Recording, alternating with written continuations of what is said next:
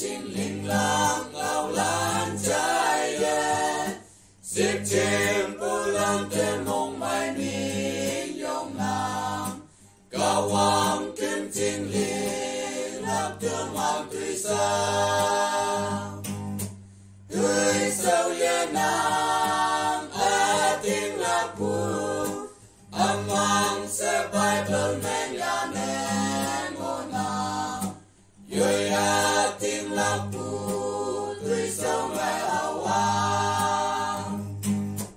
ole te ye đâu apollo em so apoi trong nè tam bu ba aga hoàng năm ngày em theo linh bu tươi sao mẹ yung wan pa lên hai cầm lang tươi sao yên nam tiếng lạc bu âm mang sẽ bay bên men nhà nè ngô nam yoi tiếng lạc bu tươi sao mẹ hào hoàng ôi em này cả hoàng kiếm chim đi bu mi ye cây bê chăm hay phong bu pha ya bay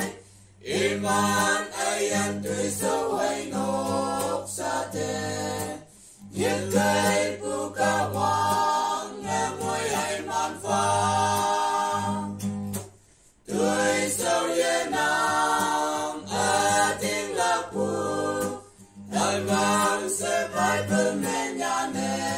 ngô nam yoi tiếng lạc bu